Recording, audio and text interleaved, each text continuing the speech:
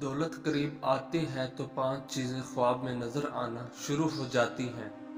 پہاڑ دیکھنا یا پہاڑ پر چڑھنا، مچھلی دیکھنا یا مچھلی کھانا، خواب میں تخت دیکھنا، یا جس شخص نے گھوڑا اور اونٹ کبھی خواب میں دیکھ لیا تو سمجھ لیں کہ یہ دولت قریب آنے کی یقینی نشانیاں ہیں۔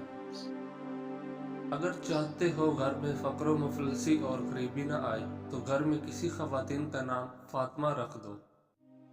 گھر میں خیر و برکت لانا چاہتے ہو تو گھر سے 2 چیزیں نکال دو۔ نمبر 1، گھر میں دیواروں پر لگی جانور کی نقش۔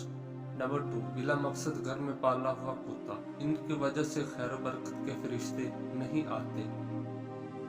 اگر بے تحاشا رزق چاہتے ہو تو اپنے گھر میں بہنوں، بھائیوں اور عزیزوں رشتہ داروں کی دعوت کرو، تمہارا رزق ان کے وسیلے سے بڑھ جائے گا۔ کھانا کھاتے ہوئے اور نیند میں اگر چھینک آ جائے تو سمجھ جائیں آپ دولت سے مالا مال ہونے والے ہو۔ ایک بزرگ فرمانے لگے، نیک عورت اور دولت صرف 3 چیزوں سے ملتی ہے: محنت کرنے سے، اللہ کی عبادت کرنے سے، اور نظر جھکا کے چلنے سے۔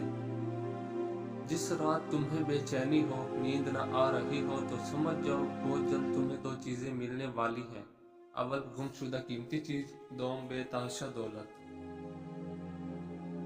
سوتے وقت اگر آپ کو جھٹکے لگتے ہیں تو آپ پر ان 3 چیزوں میں سے کسی ایک کا حملہ ہے: کالا جادو، کسی برے شیطان کا سایہ، یا پھر آپ ہر وقت کسی خوف میں مبتلا رہتے ہیں۔ تمہارے جسم کی یہ اعضاء اگر سن ہونے لگیں تو یہ موت کے قریب آنے کی نشانی ہے: تمہارے پاؤں کا انگوٹھا اور پاؤں کی تلی۔ جب دولت قریب آنے لگتی ہے تو 2 چیزیں ظاہر ہونا شروع ہو جاتی ہیں: ایک دروازے پر سائل اور دوسرا خواب میں دولت نظر آنے لگتی ہے۔ جن کا حضرت محمد صلی اللہ علیہ وآلہ وسلم سے ملاقات کا واقعہ۔ مکہ معظمہ میں ولید نامی کافر رہا کرتا تھا۔ اس کا ایک سونے کا بت تھا جس کی وہ پوجا کیا کرتا تھا۔ ایک دن اس بت میں حرکت پیدا ہوئی اور وہ کہنے لگا، لوگوں، محمد اللہ کا رسول نہیں ہے، اس کی تصدیق مت کرو، معاذ اللہ۔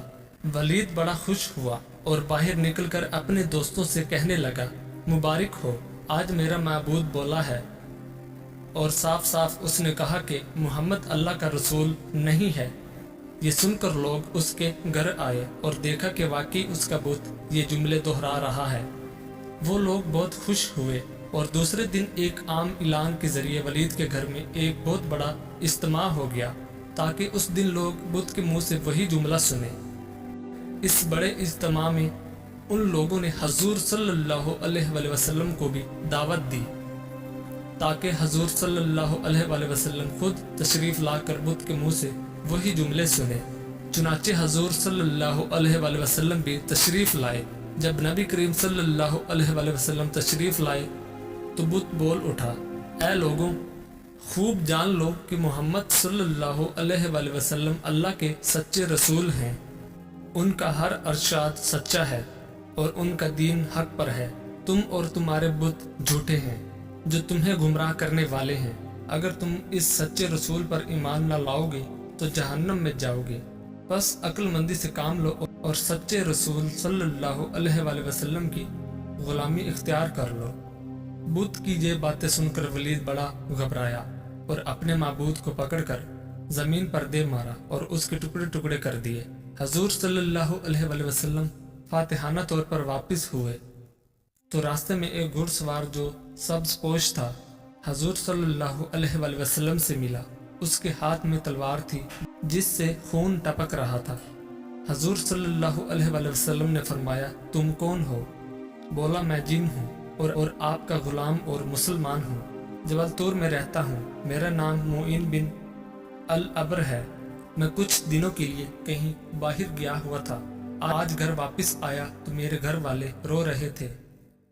میں نے وجہ پوچھی تو معلوم ہوا کہ کافر جن جس کا نام مصفر تھا وہ مکہ میں آ کر ولید کے بت میں گھس کر حضور صلی اللہ علیہ وآلہ وسلم کے خلاف فضول گوئی کر گیا ہے، اور آج پھر وہ یہی بکواس دوبارہ بت میں گھس کر کرنے والا تھا۔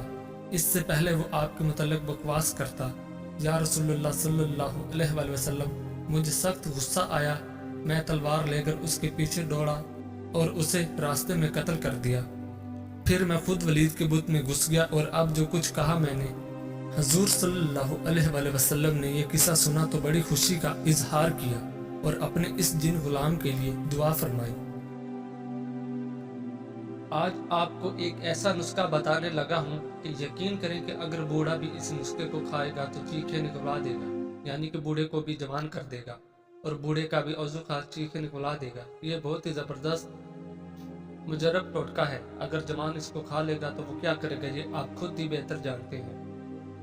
یہ بہت ہی زبردست اور طاقت کا ایسا پاورفل نسخہ آپ کو میں بتانے لگا ہوں کہ آپ یقین کریں کہ یہ آپ کے تمام جتنے بھی مردانگی کے حوالے سے سارے مسئلے ہیں سب کو سولو کر دے گا، اور جتنے بھی آپ کے مسائل ہیں ان کو ختم کر دے گا۔ چاہے آپ کی ٹائمنگ کا مسئلہ ہے، چاہے عضو خاص کی سختی کی کمی کا مسئلہ ہے، اس میں سختی کم آتی ہے، اور چاہے منی کم خارج ہوتی ہے، یقین کریں اس کے استعمال سے آپ کی منی اس قدر نکلے گی کہ ڈھیر لگ جائے گا، اور کبھی زندگی میں آپ کی منی اتنی نہیں نکلی ہوگی، کیونکہ یہ منی کی پیداوار کو بہت زیادہ بڑھا دیتا ہے۔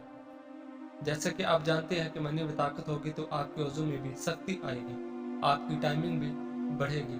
تو اگر آپ اس نسخے کو اپنی ڈیلی مارننگ روٹین یا نائٹ روٹین کے اندر شامل کرتے ہیں تو آپ کو بہت زیادہ بینیفٹ ملنے والا ہے۔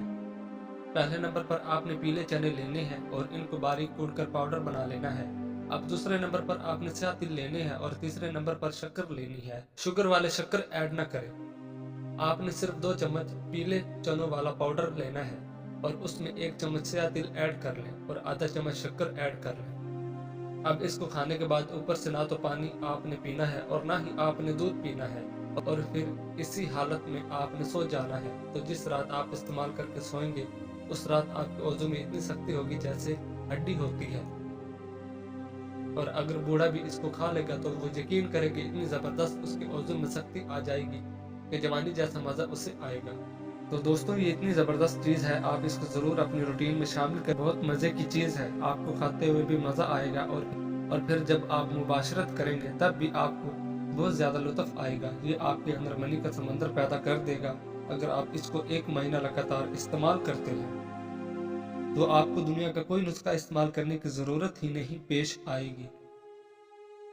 دولت قریب آتی ہے تو 5 چیزیں خواب میں نظر آنا شروع ہو جاتی ہیں۔